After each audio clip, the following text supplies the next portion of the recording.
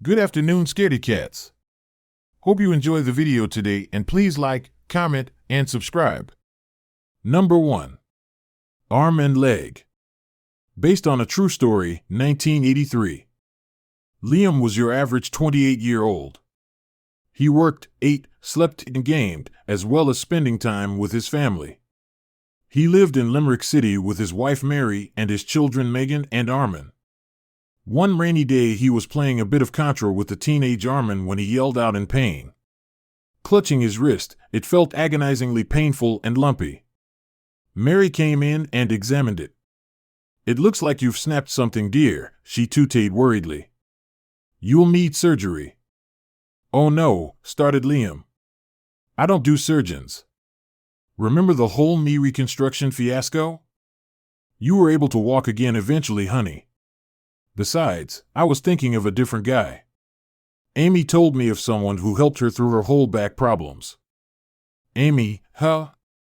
Is she the one?" "No, yeah, is she the one who lost the child recently?" "Poor dear, yes, that's her." "All right, we'll see her doc." "What's his name?" "Dr. Lospin Varis. He's finished or something. Could you make an appointment?" Dr. Varis was a tall, kind-looking man who made very bad jokes. His English was poor, and Liam had trouble deciphering him sometimes. Liam was being wheeled into the operating theater, his family walking alongside him. Dr. Varis was going over some final details. He was also to be the anesthesiologist for the procedure. "It just wrist surgery," he explained to an apprehensive Liam. "Not like heart surgery." He threw his head back and laughed. Liam smiled nervously. He turned to his kids. "See you in a bit, Armenia. You too, Megan. Daddy loves you." Armin said that he and his sister would be waiting outside, and he'd look after her while Mom went to work. Megan, at 6 years old, was too busy with her thumb in her mouth to respond. There were tears in her eyes, and she clung onto her mother's leg. Mary kissed Liam gently, then said she'd check in on them all when she got off work at 5. They halted and waved as Liam was pushed into the operating room. He tried to wave back, but the pain in his wrist was worse than ever. He gasped as he was rolled through the door, the slight judder being enough to send waves of pain shooting up his arm. Dr. Varis hooked him up to the IV and began the slow process of knocking him out. Dr. Varis kept up a stream of jokes and comments, likely trying to relax Liam, whose heart rate was extremely high. As the drugs began to kick in, shapes in the room became distorted, and Varis' voice dropped in pitch. The room began to spin and Liam could no longer understand most of what the surgeon said.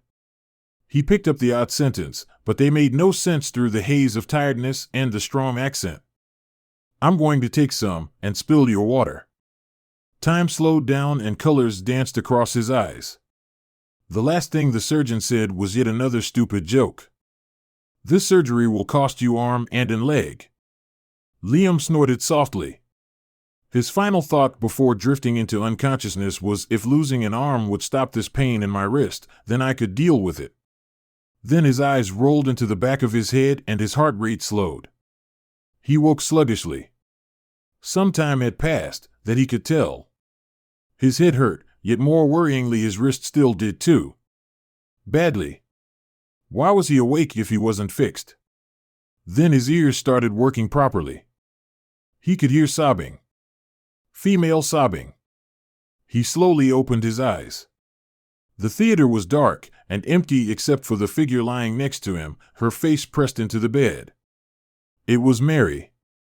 He felt a surge of panic. His body felt numb. "Mary," he croaked. "What's he done to me?" She raised her head. Her mascara was running down her face and her shoulders shook horribly. "Nothing, dear," she whispered steadily. Then her voice rose as she cried out. "He's taken Armin and Meg." Cloudy. There was a young Native American man named William Cloud who left his tribe to work with the white men. He got a job as a lumberjack in Alger, Michigan, and worked on a log chute at a creek a mile and a half outside the village. After chopping down some trees, the lumberjacks would load the logs onto a raft and float it down the creek. They stopped at a log chute which had a huge, heavy gate that would hold the logs back until it was time to send them through. The work was tough, but he was glad to earn a decent wage.